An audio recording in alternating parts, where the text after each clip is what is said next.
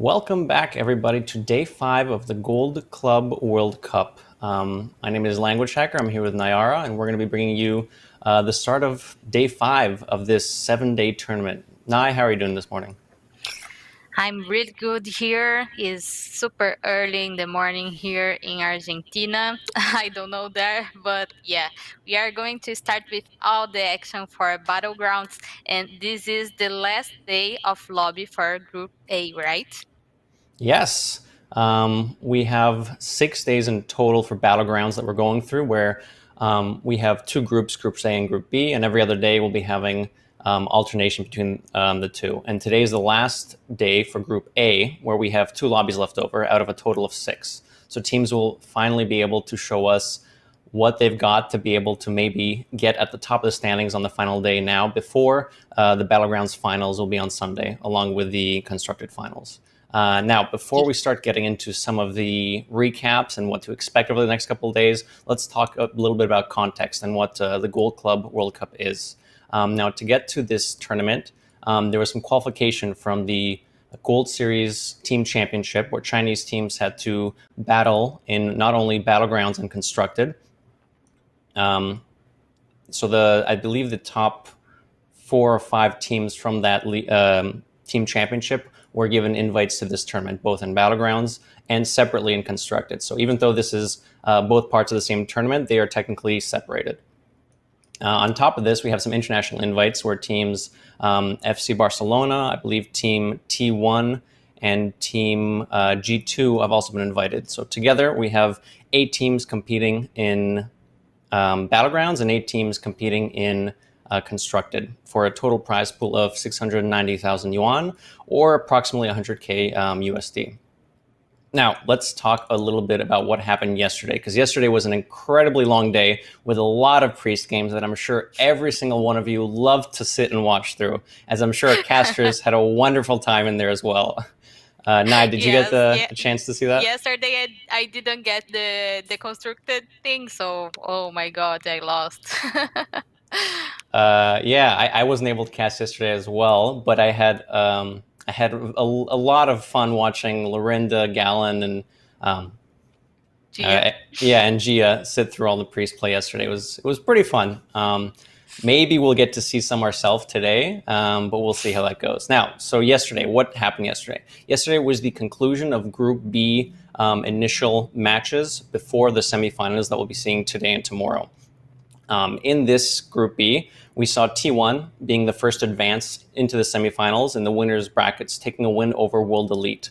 After this, we had a close series between G2 and LF, but G2 was ultimately knocked out in the lower bracket, leaving teams World Elite and Lucky Future to battle it out in the cider match to figure out the second team to go to the semifinals from Group B. And in this the cider match, we had another priest all kill, as the Chinese casters have been calling it, where Blow, piloting Team LF's Galacon priest, swept World Elite 3-0. Now, Nai, this is the third 3-0 priest sweep we've seen so far this tournament. We've seen teams banning a lot of other prominent classes. We've seen Demon Hunter get banned, Hunter, Warlock even, Warrior. Do you think we're going to be seeing a change in ban strategy from any of these teams now that Priest has been doing incredibly well and just sweeping teams? Yeah, it seems like the teams will have to not improve, but in somewhat change the strategy, because for some of them it's not working. It's really surprising that Priest is really doing a good job, because in constructed sometimes we see like compositions going into Priest counters, so yeah, it's working really well for last hero standing at least. Yeah, definitely. And for those who aren't aware, the constructed format is actually very interesting. So normally in tournaments that we've been used to in the international scene, we have Conquest and Best of 5. Now this tournament is still Best of 5, but it's a little bit wackier. All teams have to submit 10 classes, so 10 deck lists, 300 cards. From these 10 classes, there will be a few ban phases where one class is banned on both sides, both teams get to see which class was banned. Then they get to ban 2 more classes. They see what classes are banned on their side, and they get to, again, ban 1 final class. So out of 10 classes, 4 will be banned. Now with the 6 remaining, the teams play a best of 5, last year standing, which means that they don't have to use all 6 classes. They can use any classes left over to try and win up to 3 games. And whoever wins 3 games first will win a match. So it's a lot of interesting things going on, and it's not even the normal last year standing you're used to, because you have these weird, wacky decks like Murloc Paladin or Totem Shaman or Galakron Shaman that you can kind of come in and try to get counter Qs with, which isn't normally available in 4 class last year standing. What do you think of this format? Even Isera, Maligus, Geppetto combos on druids, right? Yeah, I think T1 was playing that, right? Yes. Yeah, it allows for some really wacky deck building, which is something that we've also been kind of rating the players on. All the casters got together and kind of gave some individual ratings on players based on a bunch of different metrics. And one of them, actually 2 relevant ones, were deck building and tech cards, which I think can definitely come into play in a tournament like this. All right. Yes, for sure. What do you guys have to look forward to today and tomorrow before we start our grand finals on Sunday? So today, we still have 2 lobbies left in Battlegrounds for Group A. Tomorrow, we'll be having the final 2 Battlegrounds lobbies for Group B. And after that, we'll know which 4 teams we'll be seeing in the finals for Battlegrounds. After Battlegrounds today, we have the first semifinal, and that's Team IG versus Team LF. And our semifinals are going to be a little bit different than what we've been seeing so far in Constructed. Format's still the same in terms of 10 classes. The 4 bans are the same. You get to pick out of your 6 classes as well. The difference now is they'll be playing 3 best of 5 matches. So or 2, that's true. It's a best of 3 of 5, which means that they'll be playing a match. Same, whoever gets 3 wins first will win that match. But first to 2 match wins will be advancing to the finals. So this way we get to see a lot more action from the teams. There's a bit more consistency in who's going to be advancing to the finals, and that means more action for you guys and for us to cast. Tomorrow we'll be having... I'm super excited to see if a team will ban some classes in one match, and then they will make different things on the second match. Yeah, we might be seeing mind games. That's true. If, let's say, a ban doesn't work out, maybe they start switching it up. For example, about priests, which we were talking about, maybe if they, if some of the priests get annoying in match 1 and it causes a match loss for one of the teams, maybe they just get rid of it for match 2 and 3. Yes, for the first match of Constructed, me and Language Hacker already we have the spoilers, but we will not tell you. But it's a surprising. They let a super huge class open. So yeah, you guys can't miss that. Yeah, it'll be a class we haven't seen yet this tournament played. Now, tomorrow we'll also be seeing semifinal 2, which will be between T1 and Team Liquid. Now, these 2 semifinals, that means today we'll be seeing the battle between the last 2 Chinese teams left in the tournament, and tomorrow we'll be seeing the battle between the last 2 international teams left in the tournament, which means that we will have an international versus Chinese grand finals. Nai, did you expect to see kind of even split between the Chinese and international teams in the finals and semifinals? On the Battlegrounds, you mean? So for Constructed still. Oh, okay. Yeah, we are going to see that, right? Because on the Group A, we already have IG and LF, and on the Group B, we have Team 1 and Team Liquid, right? So we are going to see a final between Chinese and the international team, which was what I was looking for since the beginning. Yes. Yeah, it's cool being able to see the clash of the regions here and seeing the powerhouses from both the international and the Chinese teams. And we've got to see a lot of very interesting play from both the Chinese scene and the international scene in this tournament. Mainly a lot of priest play, but I think that's still noteworthy because it is a long and grueling sort of match you have to get through. All right, Constructed aside, let's talk a little bit about Battlegrounds. As we said, today is the final initial matches for Group A with 2 lobbies left. The 4 teams in Group A right now are Team Liquid, Team VK, Team LP, and FC Barcelona. where we left off previously, Team Liquid is in the lead with 48 points. VK is second with 39. LP is not too far behind that with 37. But FC Barcelona is at a pretty big deficit with 24 points, literally half of that of Team Liquid. Does this kind of surprise you? Did you think there was going to be a closer sort of spread between the top and bottom teams, or do you think it's going to be very disparity, a high disparity like we see now? Yes, today I don't know, but I think mathematically speaking, Barcelona can't get like the first place anymore. But I think if they have a chance, they know, of course, they have to go everyone for first, second place for sure, Hacker. Yeah, I believe there's one or two scenarios where if FC Barcelona gets first and second in both lobbies, which is a tall order in Battlegrounds, if they can secure first and second place in the last two remaining lobbies, there are chances for them to get second place in this group and advance to the finals on Sunday. But we are hopping in game now. Okay, I'm excited. Oh, I was telling that I'm excited to see which tribe would be banned on this lobby, and it's Demon. So we are not seeing Demon here. Nope. No Wrathweavers here, no Jiraxis, nothing like that. Sad. Early on, we got some strong class heroes here. Edwin, Eudora, no surprise there. Yogg, Nosdormu, Rafam, Daryl, Kilthos, and Toki as well. Yeah, it's only like super strong heroes, right? Yesterday we got to see some Alexstrasza, some other classes that we are not used to see very often, like Pyramid and this kind of stuff. But yeah, those classes, those heroes, I mean, they are very strong on this lobby.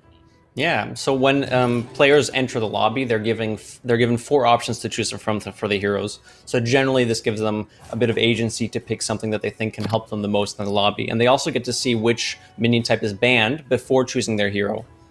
So if they believe that one hero works a bit better with, say, beasts and murlocs, maybe they want to pick that hero over something like... an example would be not picking Jiraxis and demons, but Jiraxis isn't even offered if demons are not in the lobby. Okay, yeah, and demons, it's not like an issue. We didn't get to see like any demon composition getting first or second place here, if I'm not wrong. So yeah, I think demon is the least of their problems, right? Yeah, I find demons can occasionally work very well when there's no murlocs in the lobby, because there's no super annoying poisonous minions to kind of get rid of your huge Wrathweavers and huge other big demons that you're trying to get. You can still do some Soul Juggler comps where you have a lot of tokeny demons, and then as they die, the Soul Juggler pumps out some damage and starts shooting the opponent's board. But again, we won't be seeing that this round, maybe perhaps the next lobby. Yeah. So yeah, when we see Eudora on the lobby, we already know that this player is going to top 4 at least. I think we didn't see until now any Eudora getting less than that, Hacker. Yeah, she's a very strong hero. The way her hero power works is she spends 1 gold every turn if she wants to. After 4 hero powers, she digs up a golden minion that is of her current Tavern tier or less. So right now she would be Tavern tier 2. If she finished it now, she would get any random Tavern tier 2 or 1 minion. And actually, we'll be seeing it right now. Trunks levels, puts in the 4th hero power, gets a golden crowd favored. He gets to play it now and discover Tavern tier 4 minion. And this is why Eudora is kind of powerful. You get a golden minion off the bat. And this one was a great one at that. And on top of that, you're leveled a bit higher than everyone else, and you get higher rewards as well. Yes, this is looking really good for Trunks here. And on the last lobby of them, we saw Trunks talking with his partner with emotes, because they can't talk like on the chat or anything.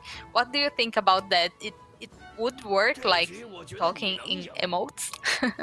I think it's interesting. Like you said, the teams aren't allowed to talk to each other during the course of the game, but they're only allowed to use emotes. So There are some maybe universal emotes that people might recognize from playing in-game, where happy cow means, hey, let's level together.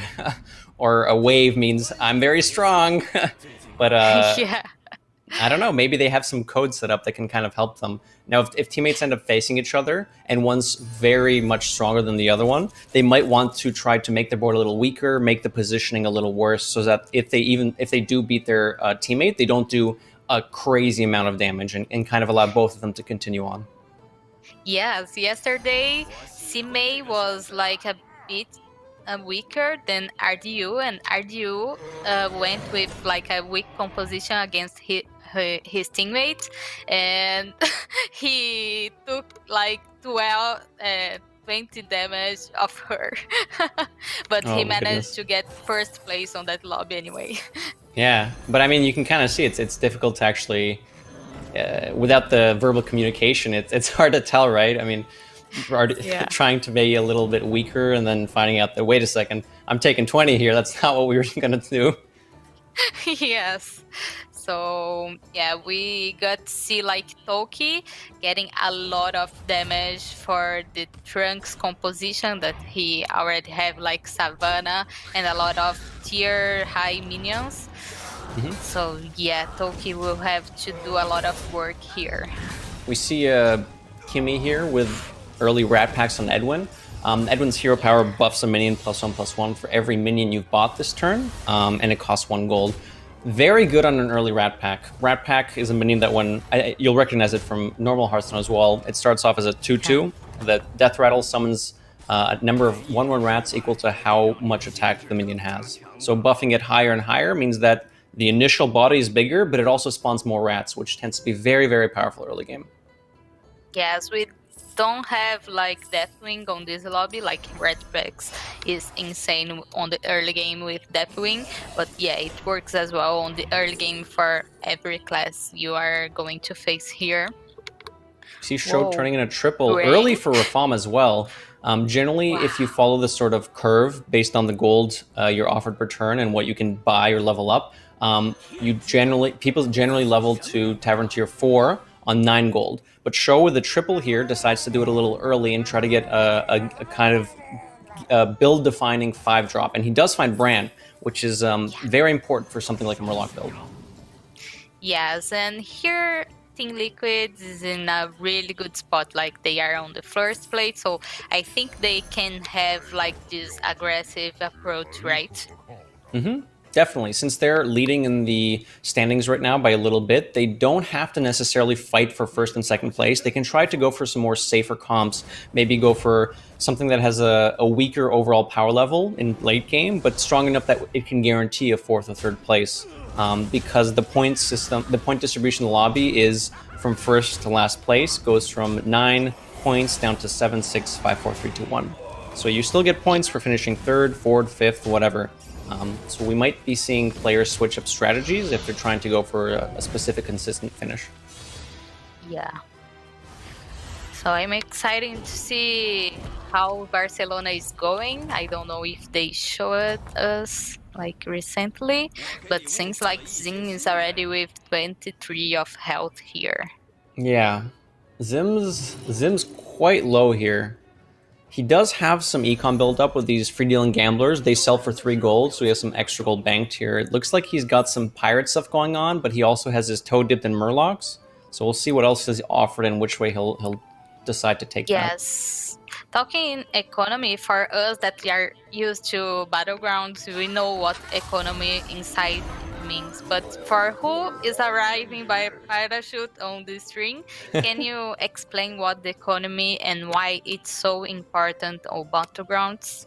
Sure. So the purchasing system, I suppose, in Battlegrounds is a little similar to Constructed in terms of how much you start off with and how much you get a turn. You start off with 3 gold, not 1 isn't Constructed, but every consecutive turn you'll get 1 extra gold to work with. So on turn 1 you have 3 gold, on turn 2 you have 4 gold, etc., up to a maximum of 10 gold. Each minion in the tavern costs 3 gold to purchase, and when you sell a minion back to Bob in the tavern, you get 1 gold back. Generally, on turn 1, we see people buy a minion because they only have 3 gold. On turn 2, they might tavern tier up, which allows them to have access to higher quality units, and then they might buy 2 more units and so on. But the amount of units you can buy is dictated by your economy, how much gold you start off with. So you kind of have to plan out your turns thinking, how many units am I going to buy next turn? How many tavern refreshes can I do? It costs 1 gold to refresh Bob's Tavern and get a full set of minions, a new set of minions that you can choose to purchase or roll past as well.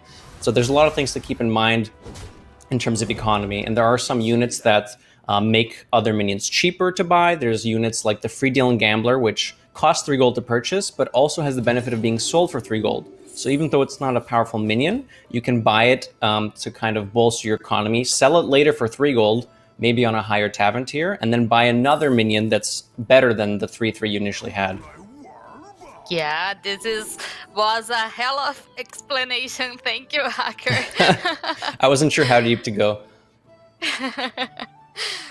Well, we are seeing here Blythe trying to go with the Murloc composition, but without the composition definer, which is Brun. So what do you think about that? It's a good way to go, or do you think it's because Murlocs was appearing for him?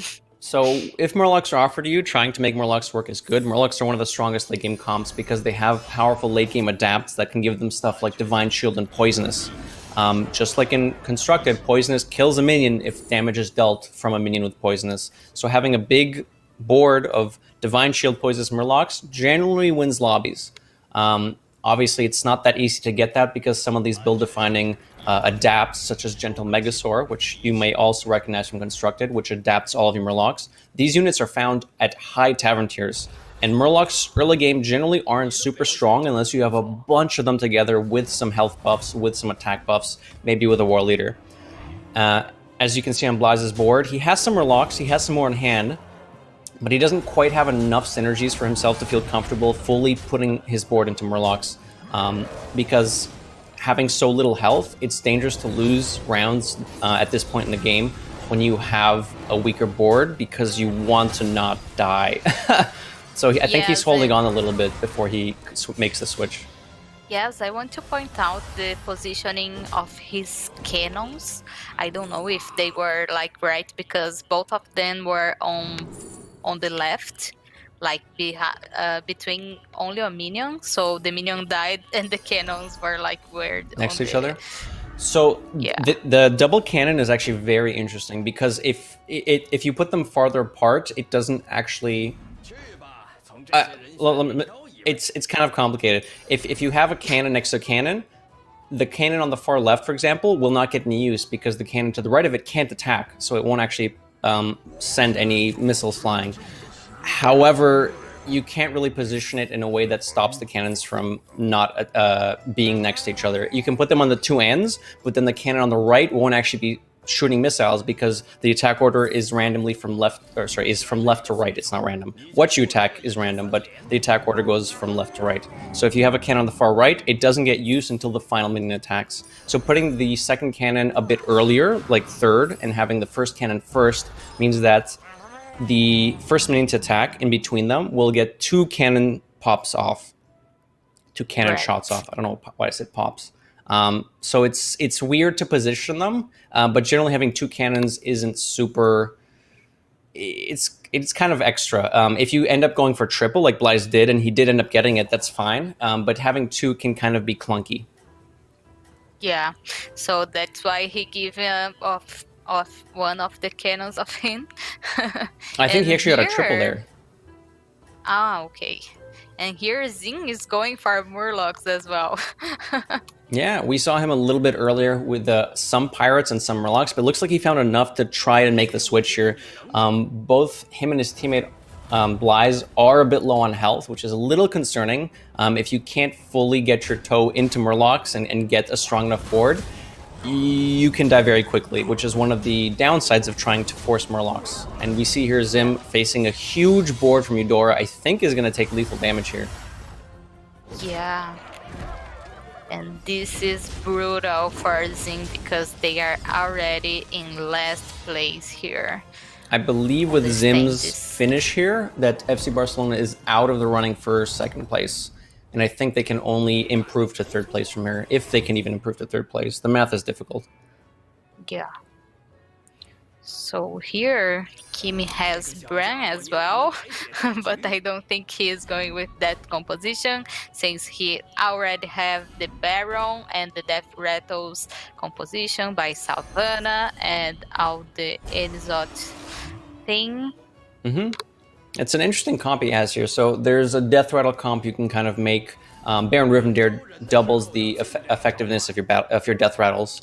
So with spawns, a spawn of Zoth, which generally buffs your board +1/+1. If they die with a Baron on the board, they get +2/+2 to your entire board. And there's also a cute thing you can do where you play an unstable ghoul, have the unstable ghoul die, it triggers twice, 2 damage is dealt to the board, then both of your spawns die, buffing the rest of your board. There's a very cool comp you can make, but it's very complicated, and I'm not 100% sure if I can explain it properly. So we'll see if he goes for that or if he switches to something else. Yes, and here White Bill is like dancing like a crazy. Yeah. And this max like annoying mode is huge. Massive. Yeah, absolutely massive. How Dancing Daryl works is he has a passive hero power. We talked earlier about buying and selling minions. When you sell a minion with Dancing Daryl and give it back to Bob, he sends 2 hats flying at Bob's Tavern, and they randomly attach to a minion, giving them +1/+1 for each hat. So a strategy you can do with Daryl is buy some minions in Bob's Tavern, leave 1 left in the tavern. That way, when you sell minions off, the hats can only go on that 1 minion. So what you can do is isolate a strong minion, something with a Divine Shield, maybe something with Cleave, like a Cave Hydra, and start buffing it up really, really, really big, really early. And that's kind of how Daryl works. Yes, and the dancing of White Bill wasn't enough here. One of the things is because his board wasn't complete of minions, and who gets less minions on the board is the one to attack second every time. So yeah, it was brutal here. And here Van Cleef will have a lot of damage as well. Oh god, just enough lethal damage from Kimi gets knocked out here, I believe, in 6th place. We still have both players from Liquid left in the lobby, which is going to further cement their position as first place in this group. Looks like Bly's ended up finding a Megasaur. Divine Shields on Murlocs can only be given through a gentle Megasaur adapt, which means that he's kind of on his way to getting a top finish in this lobby. All he's missing is maybe some extra poisonous Murlocs to try and guarantee that he can kill a minion with the Murlocs. Having Divine Shield is nice, but if you're hitting something that's a lot bigger than what the Murlocs are, and you don't kill it, then the Divine Shield doesn't really do as much as, having bigger minions. Yes, if they have like Hydra or even the Full Reaper that we are seeing on Trunks composition, it's brutal for the Divine Shields. Okay, we see PF on the right here having a sort of mechy Divine Shield Death Rattle-y type build with Baron Rivendare and Selfless Hero. We have an egg there as well, and a Golden Kaboom Bot. So it looks like an amalgamation of builds, but it's stuff that generally ends up being played together. Mechs and Divine Shields kind of end up being played together, and Death Rattles, Mechs, and Baron end up getting played well together. And there's also a dragon here that gains +2/+2 every time a Divine Shield from a friendly minion is popped. So it's quite an interesting comp. It gets stronger faster than some of the other builds, but how strong it can get is lower than some of the other builds. So it generally ends up being a 5th, 4th, 3rd place comp, but it loses to some of the late game comps like Dragons and Murlocs eventually. Yes, and we are not seeing Dragons composition here on this lobby, right? No, we haven't seen too many. To make Dragons work properly, you generally need some high Tavern tier minions, like a Caligos on Tavern tier 6, which lets you scale your entire board of dragons, or an Undina the Red, which is also a Tavern tier 6 minion, which has a Death Rattle that gives all your dragons Divine Shield. So if players are unable to find a triple on Tavern Tier 5 and get offered something like a Caligos early enough, then they can't really make dragons work. There's some sort of mid-game dragons you can go, but they don't really scale easily, so it's hard to make those work, and generally we see people stay away from those. Yeah, so like Caligos is like a definite minion composition, and Nadina is not, right? Sorry, could you say that again? On the defined composition of minions, like Caligos is a really defined composition, but not Nadina, right? Right, so Nadina gives you a bit of a power bump, because giving Divine Shields to everything is still powerful, but that's all that happens. You get Divine Shields. Caligos, you get to continuously improve your board over and over again, buffing your dragons by +1/+1 for every Battlecry minion you play. So you can scale even farther with Caligos. Nadina gives you a bit of a power bump, but you can't scale more with her. Yeah. Right. And this Amalgadon of Trunks is huge as well. I think Trunks is in a really good position here to finish this lobby, Hacker. He's in a pretty good spot. Yeah, he has some very large minions here. Funnily enough, Golden Nadina the Red, which Trunks has here, does not actually give 2 Divine Shields or anything. It's just a bigger minion. When you triple a unit and get 3 of the same unit, they fuse together to a golden unit and then give you the option to pick a reward from the next Tavern Tier up.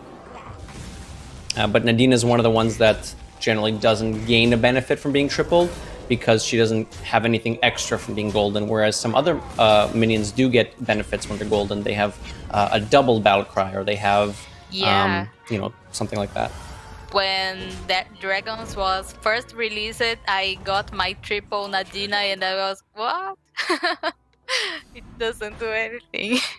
Yeah, I mean, you don't end up seeing it until you kind of try it out for yourself, so it's kind of it's kind of funny. Yeah. All right. So X-Blaize with Murlocs on the right. Let's talk about this a little bit. He doesn't have Bran, so he's kind of working with normal battle cries. Bran Bronzebeard doubles the effectiveness of your battle cries. So with a build like Murlocs, where you want to continuously buff them with attack, with adapts, with health, having Bran can help quite a bit, because it helps you scale twice as fast. Now Blaize has not had the option to get a Bran here, but he's still been able to find an adapt. He's still been able to find some health buffs, and he's kind of, getting his way through. He is scaling, but slowly. Is he scaling slower or faster than other people? We'll kind of have to see how the matchups line up and see if he is still stronger. Yes. So Blaize here, even without Bran, he is in a good spot. He could scale his Murlocs, but not all of them have the poison, as you mentioned. Mm-hmm. So, yeah. Now, there is a Toxfin Murloc on Tavern Tier 4. So if you're not given access to a Megasaur that adapts all of your Murlocs, you can manually apply Poisonous to each of your minions. It's just a bit harder, because you have to find a Toxfin for every single Murloc you want to Poisonous. And I'm not surprised if that's what he'll just start doing if he doesn't hit the Megasaur, because it is a way to just make your board stronger. It's slower, but it can still get the job done. Yeah. Okay. You see WTY Bill here on the right, I think, finally going to be knocked out. It looks like Rafam's board is a little bit too big, and we also see LPPF on the left here falling to Blaize's Yogg Murloc board. Just enough to knock him out of the lobby. So Blaize is top 3 now. WTY Bill falls out. Show is still left in the lobby for Team Liquid, continuing to secure them points. Yeah. But we are down to our top 3. Yes, and Team Liquid is like rocking on this lobby again. Yesterday, I was talking with Gia, and we both agreed that on Group A, on Battlegrounds, seems a bit more stacked than this one. What do you think about it? You guys were saying that Group A is more stacked than Group B? Yeah.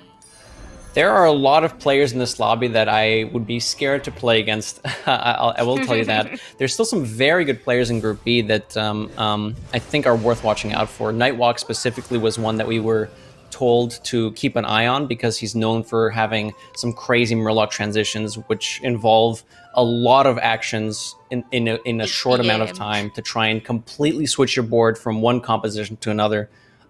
We also have players in Group B like RDU, who has been playing Battlegrounds for quite some time, like an incredible amount of hours every day, practicing, getting better, streaming it. So there's still, I think, a lot of people to look out for in Group B. But I think from what we've seen so far, Group A has had a lot of consistent powerhouses, namely Diana and WTY Bill have each finished first place in 2 of the 4 lobbies, which has been pretty incredible having consistent finishes like that. Yes, for sure. This is my first time casting the Group B, so I will get there.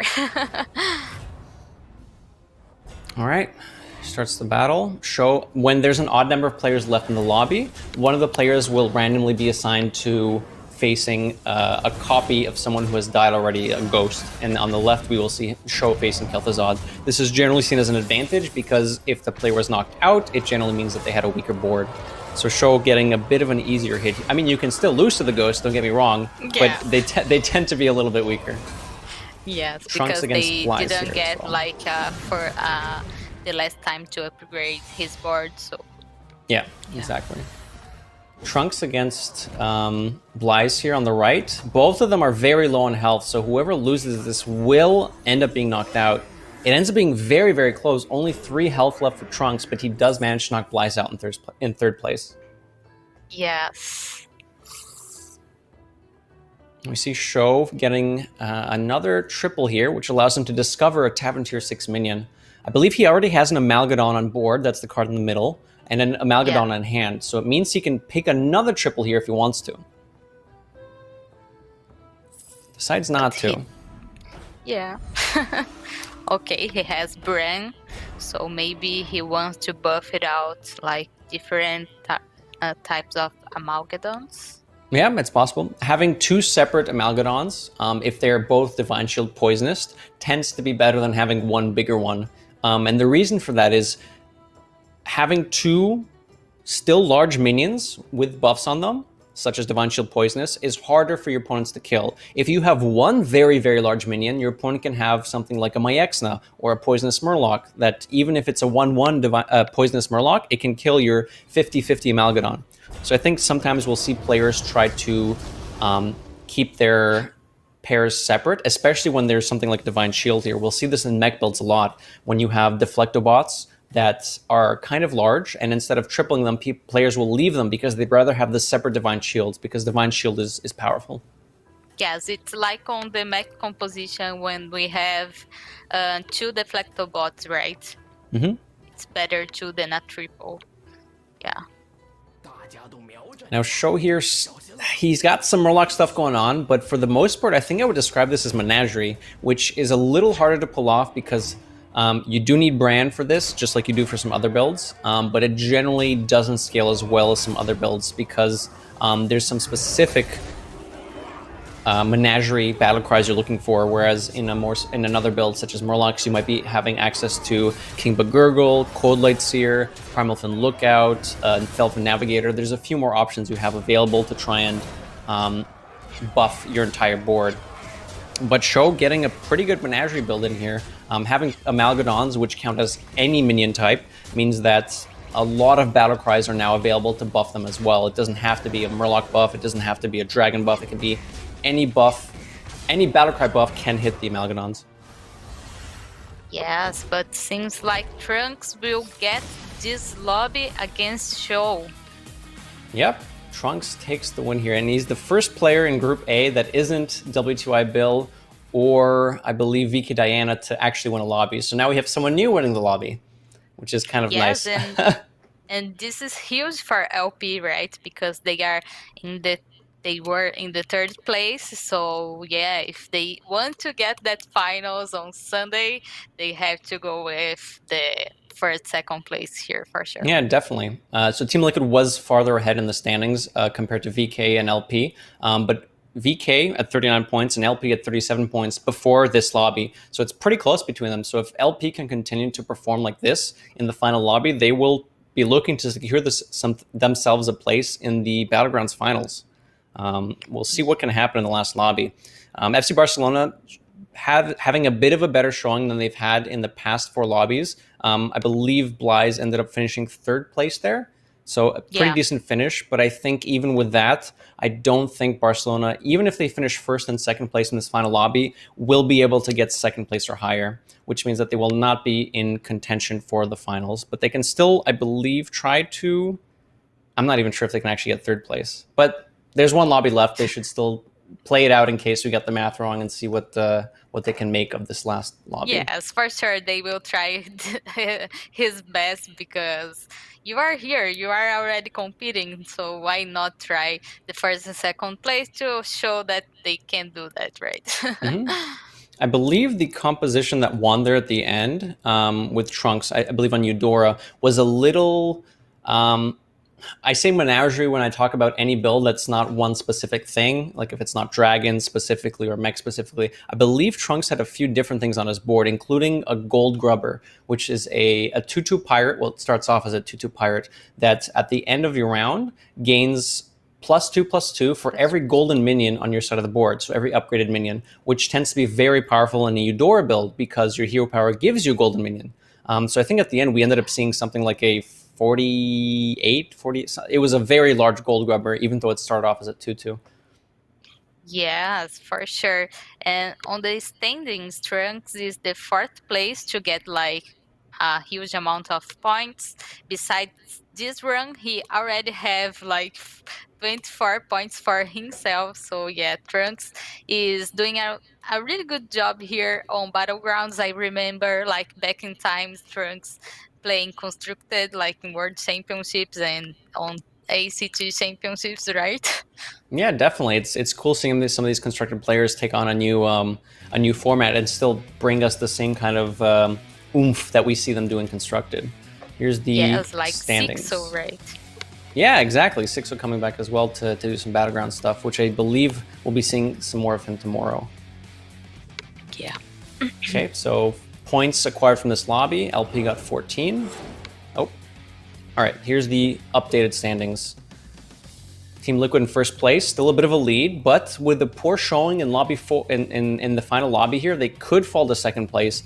Is it possible for them to get 3rd actually? I'm not sure if there's enough points available for them to actually drop to 3rd. If they get absolutely 8th and 7th place, and the 2 other teams are positioned in such a way, maybe it's possible that Team Liquid does end up in 3rd, and misses out on the finals. Oh my god. I think there might be, if Lorinda's awake and hanging out in chat, I'll stress him out and see if he can do some numbers.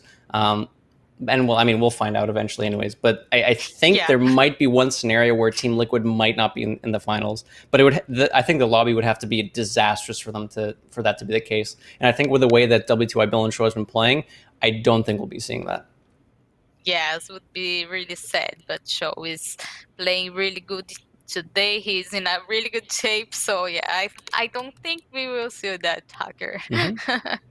So Team Liquid aside. Yes, but for VK sides, we saw them fall for the 3rd place. They were with 39 points and LP with 37. So now LP is on the 2nd place and VK is on the 3rd place. So yes, they will fight a lot on this last lobby. I'm curious now if, because VK and LP, I'm sure they will know the standings. I wonder if they will try to go for an aggressive strategy. And what I mean by that is if they see that they are up from someone from the opposing team, for example, if Diana ends up being up against Trunks, I wonder if Diana will just start throwing all the strong minions on the board, even if they're not part of his composition, just to try and knock them out faster. Yes, we are going to see that, and we have Finlay here. Which hero power? I don't know them for for the image, so you can send the light for us, Hacker. So the hero power on the left is Lich King's hero power. 1 gold, give a minion reborn for this round only. The middle one is Bartendotron. Tavern upgrades cost 1 less. And the one on the right, which Diana does end up going for, is Queen of Dragons, which is Alex Strauss's hero power. When you get to Tavern Tier 5, discover 2 dragons. Sir Finley gives you 3 options at the start of the game, 3 options from the hero powers, and lets you kind of choose one. based on what you see is available. Yes, and none of them was like really great, right? Yep, Alexstrasza can be okay. Leveling up to Tavern Tier 5 early and surviving means you have access to very strong units, and the discoverable dragons include something like Kaligos, the super important Tier 6 minion we're talking about. That being said, you have to survive till you can get to that point. So yes, and high on payoff. this lobby, we are not seeing beasts. No beasts. Would have liked to see a Murloc less lobby. Those tend to be a bit funner. Yeah. Okay. Deathwing in this lobby, which we didn't see last round as well. Eudora, no surprise there. Wait, was Trunks on Eudora last round as well? Yeah. I think he was. Okay. He was. Trunks positioning himself very nicely here, getting a second Eudora for the day, which should help their standings if he can manage to pull off another top 4. Yes, and we see White Bill here with Fungal Mancer Flurgle. What do you think about that? So Flurgle is one of those heroes that when stuff hits well, he's incredibly strong. Flurgle's hero power is that whenever you sell a Murloc back to Bob, a new Murloc will pop up in the shop. Which means that if you're trying to build on your board of Murlocs currently, you can get a Battlecry Murloc, buff your board, sell it, get another Battlecry Murloc, buff your board, sell, and so on and so forth, without having to spend money on rolling with refreshes. And this works especially well early on when the pool of Murlocs is limited, because you can find those buff Murlocs on Tavern Tier 3. Again, that being said, you need to actually find Murlocs to be able to make this work. So it's one of those high risk, high reward heroes, similar to what I would say like an Alexstrasza is. Okay. We see a Reno in the lobby as well. Reno not picked up too much. Another one of those high risk, high reward heroes, but maybe this being the final lobby and these teams understanding that they need to get a high finish perhaps to get the job done and secure their place in the finals, maybe they are going for the riskier heroes like that. Yes, and here Trunks has like not such a really good minion, but he has some interesting choices here from the gold minion. Definitely. I'd be leaning towards the Mechano Egg or the Herald of Flame. Herald of Flame, when it overkills a minion, it deals 3 damage to the leftmost minion on the opponent's board. So early on, if all the minions have less than 3 health, or 2 health, for example, and the Herald of Flame hits and overkills something, the entire board gets wiped, and maybe we'll get a chance to see that. So I think Herald of Flame early is definitely strong, but I believe Egg in general will be a little bit stronger later on. But with only 2 minions left on the board, I believe he wants to try to go for a more aggressive strategy with Herald of Flame. Yes, and I think Zing was with Nosdormo as well on the last run. Yeah. I wonder if they got offered the exact same heroes. That'd be kind of a funny thing. Probably not. But you know, a few players look like they do have repeat heroes here. Zim picking up the South Sea Captain pair. Pirates are not the strongest minion type, I would say, but having something like double South Sea Captain early on can actually get you very strong very quickly. Getting +2/+2 on all your pirates early, it will scale you, well, in air quotes, scale you a little bit faster than other players, because most other players won't be looking for buffs and battle cries. Generally, they'll be looking for more powerful minions. So having the bigger pirates early can help carry until you get later on to the game. So I do like that he's going for the double South Sea Captain right now. Yes, but like in general, Pirates doesn't get first or second place, right? Not often, definitely not. And in a Murloc lobby, in a Dragon lobby, not often. But if the pirate gets online fast enough, the pirate build, the way the pirates work is there's a lot of synergy between buffing each other, between the South Sea Captains. If you get a Grand Admiral Eliza, if you get a, which is a Tavern Tier 6 minion, if you get a Seabreaker Goliath, there's ways to buff your board with pirates faster than some of the other classes might have access to buffs, which means that if you do end up winning a round with pirates, you can end up doing 20 damage upwards of 20 damage with a pirate board. So even if you can't win a lobby super late game, that may not matter if you just kill everyone before late game happens. Yeah, sure. We'll see if that ends up being the case. But just to kind of give you a taste of what pirates end up, what can pirates do, basically. Nice. And here Blaze is going with a mixed composition, but more related to pirates. Mm-hmm. He's got some pirate stuff going on. He's just picking up good units right now. Spawn is off very good early on. It buffs your entire board. Cannon is pretty good early on. He did get a gold in there and a gold grubber, so that'll start scaling pretty nicely, which will be good for him. Kimmy now, leveling to Tavern Tier 4 early, but with a strong board, makes sense. Picks up a Lightning Enforcer. So this used to be a very important build-defining card, or minion, because it buffs one of each minion type on your board by +2/+1 at the end of every turn. So in this case, a Pyro will be buffed, a Dragon will be buffed, and a Murloc will be buffed. If Kimmy also had a Mech and a Demon, those would also be buffed. So this is a way to scale over time without having to invest in further minions that require battle cries. Yes. Getting this early on can help you scale quite a bit. It will not end up outscaling some of the late game builds, but having this early can definitely help you just get to the late game pretty safely if you have enough health to work with. Okay, and here we have BF with Deathwing, going with the Divine Shield Dragons, which is really good with Deathwing. Yep. Deathwing's hero power is a passive one that says all minions, all on the battlefield, get +2 attack, which means their opponents as well will also get +2 attack. So with Deathwing, you generally want to be picking up token units, Divine Shield units, because Divine Shield uses that +2 attack well. Tokens also use that 1 attack well. If you have a rat pack, it spawns more rats, and each of those rats does more damage. So Deathwing can be very strong early, but can also be very weak if he doesn't find any tokens, and your opponent finds tokens. Yes, on this tavern we don't have beasts, so he may go with Max, right? Yep. Max is a good way to having something like a Replicating Menace that spawns extra 1/1s or Divine Shields, like Bronze Warden, like Annoy Module, can definitely help with Deathwing. We see WTY Bill picking up a Gold Grubber as well. Not your average Flurgle board, would you say? Yes. Generally, we see Fungalmancer, Flurgle going Murlocs, but it looks like WTY Build, understanding that he did not get enough early Murlocs to make it work, is just not trying to force and saying, hey, I found some other powerful units. They may not be as strong as Murlocs late game, but we're in a pretty good spot here as Team Liquid.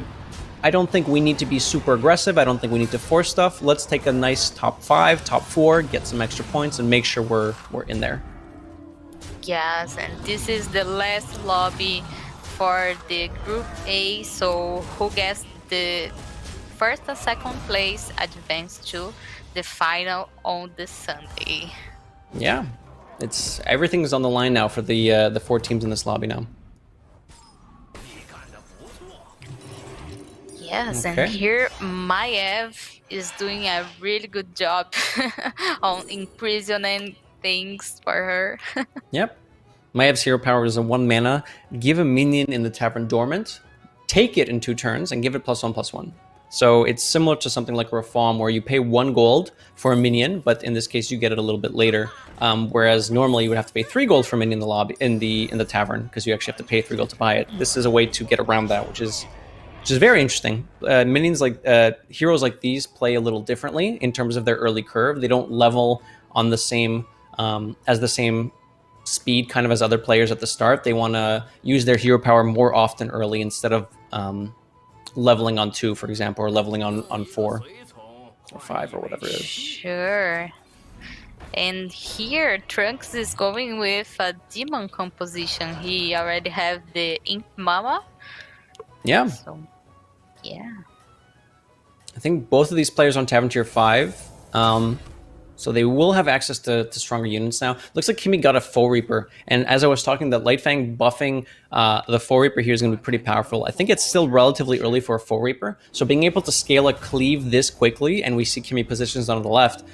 When Foe Reaper attacks, just to explain what Cleave is, whatever it hits, it will deal the same damage to the left and to the right of that minion as well. So a big Cleave minion can end up killing 3 entire units on your opponent's board. So having a Cleave is useful, but it has to be big enough to actually do enough damage. And Foreap right now is doing that. Yes, and he's taking the Murloc from the tavern already. Looks like soon. Yeah. Yeah. WTY Bill falling early, even though in his defense, I think he wasn't offered a lot of Murlocs, so he did end up going for a build that he thought was more likely to do a bit better. But still, I think getting he took so much damage there. The Foreap did a lot of work, and there were so many expensive minions left that Flurgle just did not have enough health left to work with. So with that, W2I Bill is knocked out in 8th place. But I think that Liquid will still be fine in the standings regardless of this. Yes, and here X-Blaze is with 1 health. So yeah, he will have to step it up to not get killed on this round and try to get in the first place again. It looks like Blaze does have the Pirates going on here. There's still a Gold Grubber. Captain Hoggar is one of the build-defining units here. Captain Hoggar reads, when you purchase a pirate from the tavern, you get 1 gold back, which means that you can buy pirates at a discount, and you can end up buying a lot of pirates that there's not that many that buff your friendly pirates, but there's a couple that do buff based on how many pirates you purchased this round. There's another pirate minion, Salty Looter, that gains stats for every pirate you play on the board. So there is like a super crazy APM style build where you have Salty Looters, multiple Captain Hoggars, where to the point where pirates are free or give you gold when you buy them, and then you just buy a pirate, play it, sell it, roll, buy a pirate, play it, sell it, roll, and so on. It makes really big Salty Looters. We haven't seen any, I think, yet, but it's a difficult build to make, and it's a bit riskier because you need a lot to get it done, and it still ends up losing to something like Murlocs. So it's not gone that often, but it's really fun to see when it does pop up. Yeah. Here we see a show going with a demon composition as well. This is a little bit like the juggler build I was talking about earlier. Sure, still does have that big Wrathweaver that he was scaling by playing other demons, but he still has some tokeny demons with the jugglers to help do some extra damage. Yeah. Okay. Okay, tied. A tie. I think he'll be happy to see that. He was up against someone who's very strong. The first place in the lobby currently, Kimmy. So tying at this point, I think, is pretty happy for Sho. It means obviously it means he doesn't die, but it gives him a sense of how strong he is compared to everyone else as well. If the first place person in the lobby just tied you, you're probably feeling okay against the second place, the third place, and so on. Yes, and here is Joe has to go super well on this run because, like you said, mathematically they could get the 3rd place yet, and with White Bill out of the tavern already, so yeah. Lauren informed us, I believe, that no matter what Liquid placed in this final match, they were safe. Okay. I wasn't completely sure. Thanks, Lorinda. But yeah, Team Liquid, I believe, has secured a spot in the finals regardless of their performance. Okay. Okay. Sho making himself as strong as possible. Still worth trying to play your best. I don't know if they have Lorinda speaking into their ear and telling them, "You guys are safe. You don't have to. You don't have to win." They're probably just trying to make sure that they get what they need. Yes, and here PF is going against Hafan, which is X-Blaze. And yeah, for sure he has to get with the Brand because they has a lot of things that they can scale on demon composition as well. Rafam with a full board of pirates. And a boat, which spawns some more pirates. Interesting to see this. It's actually probably going to be kind of close, depending on what pops out of the Imp Mama and what pops out of the boat. PF and Rafam, Deathwing and Rafam here, it could go either way here, I think, depending on what pops out of the boat. Yeah. Okay. Not a crazy boat. I think with this, Deathwing and PF will take the win, and Rafam will be knocked out. On the right here, we have Kimmy on Maiev, who has been sporting a menagerie comp. Oh, it's a tie! Yeah. Oh, okay. This is huge Never mind for then. Yeah. Good. Well done. It's hard to do the math in your head when you see two boards at once, and I'm trying to focus on both. It looked to me like the pirates weren't good enough, but it looks like there was just enough health to be able to knock out the remaining demons and dragons on the on PF's board. Diane going for some dragons here. We see Razor Gore, which is a dragon that scales by itself. At the end of the turn, it gains +1/+1 for every dragon currently on your board. So right now, every turn, Diana's Razor Gores are gaining +6/+6. So this is a way to scale dragons without Caligos. But Razor Gore still is a Tavern Tier 5 minion, so it does take time to get to that point. Yeah. And Nadina the Red here picked up as well. He has like only 6 of health, so he has That's the scary thing, yeah. He needs to not lose anymore. And he is going against X-Blize, who is with 1 health, so who gets to lose on this tavern will knock it out. So this is actually incredibly interesting. So FC Barcelona with Blaise left. It doesn't matter how Blaise's finishes here. I think FC Barcelona will not be included in the finals. However, out of the other 4 remaining players, there's 2 players from VK and 2 players from LP. So the entire lobby now will, whoever wins out of these 4 players will decide which of the 2 teams will get to go to the finals. It's cool that all 4 of those players are still left in this lobby. Yeah, this is crazy. They're very close, so the placement will definitely be decided by which of them will be able to stick around and which will be get knocked out. Yes. And whoa, Maiev and Deathwing, they have a lot of health here, like 30 and 25. There's a lot to work with, but it looks like PF is going to take a hit here from Maiev. Not quite strong enough.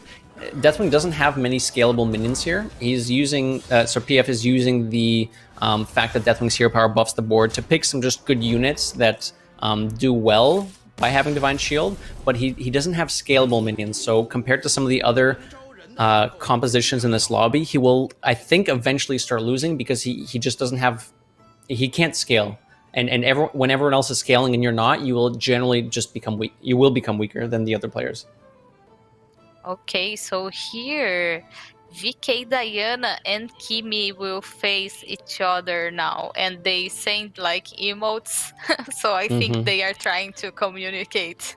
This is definitely important because they need to make sure that Diana doesn't die here. Yeah. I wish I could process this in real time and kind of understand if Diana gets knocked out here, how does the rest of the lobby have to finish for VK to win? Yes, so let's make a pause. Yeah, can we, Lorinda, quick. But yeah, this board of Maiev for Kimi is like huge. It's pretty big. Having that Light Fang helped scale early on, and now you see that Kimi got rid of the Light Fang Enforcer. So eventually Light Fang Enforcer loses as much usefulness as it has because something like a Brand Bronzebeard can help the board scale faster than the Light Fang would be able to. So Light Fang is a guaranteed +2/+1 for every minion, but with 10 gold, with purchasing some battle cries, you can end up having more than +2/+1 for every minion every turn if you have Brand Bronzebeard, which is why we see the Light Fang being gotten rid of now. Looks like Kimi holds back a buff here to try and make himself a little weaker against his teammate. Yes, and he put like 1 less minion on the tavern. So he gets the second to attack on this tavern. Oh, I just realized that. So if both players from VK are facing off, that also means both players from LP are facing off as well. Oh, it's true. So we have the 2 boards here. It looks like Kimi will be knocking out Diana. Even playing a minion down, Kimi's board was just too far at this point to actually be able to stop to stop himself from knocking out his teammate. Okay. Looks like Trunks loses on Eudora against Deathwing, but he has a lot of stuff left in hand. Yeah, So this is fine, which means that both players in LP are still in the top 3 now, and there's only Kimmy left over. Yeah. This is tough. This is close. Trunks has the pieces here for a Murloc switch if he needs to. He has 2 Megasaurs, an Amalgadon, and a couple of other Murlocs. So what Trunks can do is, if he needs to and thinks that he needs to do this to win the lobby, he can sell his board, play a bunch of Murlocs, adapt them, and try to get the super powerful late game Divine Shield Murloc full board. Divine Shield Poisonous Murloc full board. We'll see if that's something he's looking for, if he wants to just play it a bit safer and maybe just adapt a few things. Yes, and here Trunks will be against Kimmy, so yeah, he have to win this one. And Kimmy yet has like 30 of life, so even if he die, maybe he will not be knocked out. Yep, it's possible. With 30 health, the board has to be pretty crazy for 30 health to knock you out, but it is possible. So Nat Pagel here, which Trunks has a golden copy of, when Nat Pagel overkills a minion, it spawns a treasure chest, a 0-2 treasure chest. That treasure chest has a death rattle that spawns 2 golden units. So if... Okay, Pagel's gone, never mind. So 30 damage, probably not happening this round. But I think I do like what Trunks is going for. Yes, but Trunks managed to get like the Divine Shields and the poison on his Murlocs. So I think he knows that his opponent here, Kimmy, has a sort of menagerie build, which means that there's going to be some large minions. And against those large minions, it's better to have poisonous Murlocs than it is to have your own large minions if you think that yours are smaller. And with this switch, Trunks is able to take the win here against Kimmy. Doesn't knock him out, but still gets some decent damage, and 20 is a lot. So now Kimmy might not have more than 1 loss left in him. If he loses the next round, Kimmy will be knocked out. Unless he gets the ghost. Oh, this was close. PF almost lost to the ghost there, but it was a tie. Still in it. It looks like PF's going to be facing Kimmy. Oh, for this Kimmy, is it. This is brutal. So PF is doing the Murloc switch. He sold off his entire board when Bran, Khadgar, Murloc Tidehunter, which spawns a bunch of tokens. Bran doubles the tokens you spawn, Khadgar further doubles it, and the second Khadgar doubles it even more. So you get, I believe, 8 tokens from each Tidehunter you're playing, and when you have 3 tokens paired together, it also gives you a triple. So what PF is doing here, he's getting a full board of Murlocs. They're small, but whatever. And he has so many Discovers on Tavern Tier 6 to get that Megasaur. Together with a Bran, he's looking to get a full board of Divine Shield Poisonous Murlocs. And even though they're small, that's fine. All he needs to do is beat Kimmy's large minions. It doesn't matter if his minions are 1/1s or 40/40s. As long as he can kill the minions with Poisonous, that's what he's going for. Oh my god, and he is running out of time. He might not have enough time. Hacker, this is really crazy. I don't think he will manage to do it. Oh no, he got Poisonous and Divine Shield, but he didn't get the other Murlocs down in time. Oh, he knows too. He's like, oh my goodness. See, the thing is here, he did everything almost perfectly. The problem was he went too far. He didn't need 10 Discovers here. He only needed 4 or 5 to try and get that Megasaur. Maybe even 2 Megasaurs. So I think he went a little overboard with how many Discovers he tried going for. I think he could have slowed down a little bit. The main issue here is that animations take time. So even though you can queue some stuff up, discover, sell, buy, it takes some time for the animations and the client to kick in. And these players there is an exploit where you can kind of disconnect from the game, which gives you a bit of extra time. Players are not allowed to do that in this tournament. Yes, I wanted to see the reaction of Kimmy here. He is pretty happy, I'm sure. Yeah, but still a good effort. I think PF recognized that he was not strong enough to take out Kimmy there, so he had to make a switch like this to give himself a chance. So even though it didn't pan out, I think what he did was the correct play, and unfortunately he just didn't have enough time to get all of it through in that round.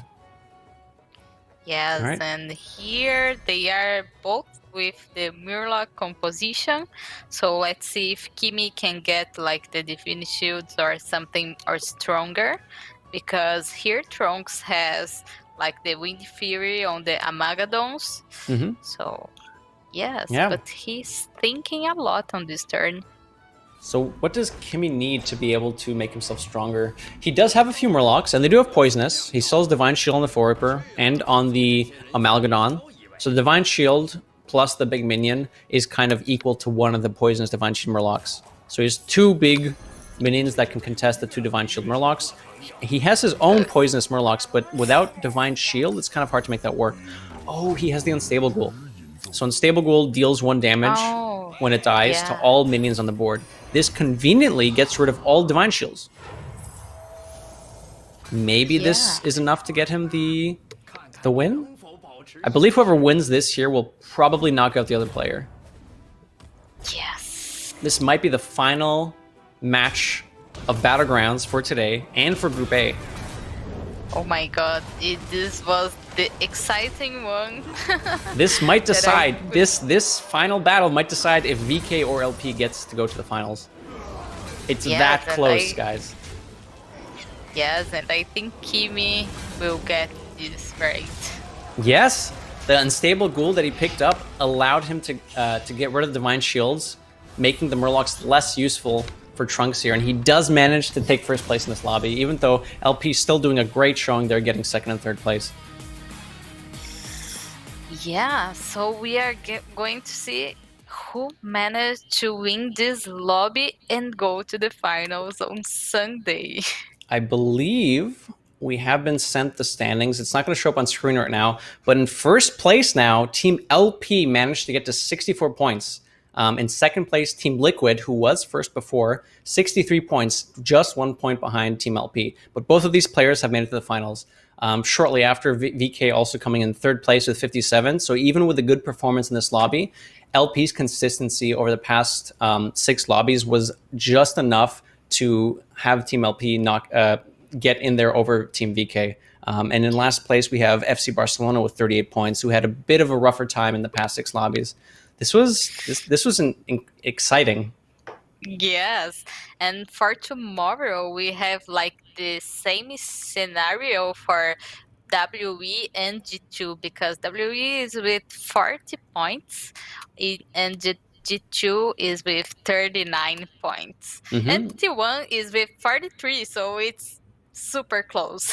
That's kind of what's so exciting. The fact that these teams have been kind of so close over the past 4 lobbies, and the final kind of big finale of the initial lobbies is going to come down to the 2 lobbies because of how close these teams have been over the course of the past week so far.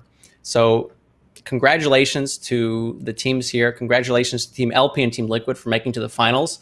They will be continuing on in Battlegrounds on Sunday. Tomorrow we'll be seeing Group B of Battlegrounds and seeing which of the 4 teams remaining will be able to advance to the finals as well. Any final thoughts on Battlegrounds so far? Oh my god, I'm so hyped about it. It was really nice today because we get to see like so many good players here. Unfortunately, only 2 can go to the finals. So yeah, I'm super excited for tomorrow already. Yeah, it's been pretty nice seeing a kind of mix as well. We've been seeing, I was kind of scared that everyone would try to force Murlocs, and all we would see at the end is just Divine Shield Poisonous Murlocs again and again and again. But we actually haven't seen that. We've seen players, we even saw a WTY Bill on Fungalmancer Florgirl, a Murloc hero, make a demon type thing work. We saw him start off with like a Wrathweaver, even though that's not what you conventionally go as. We've seen a bit of...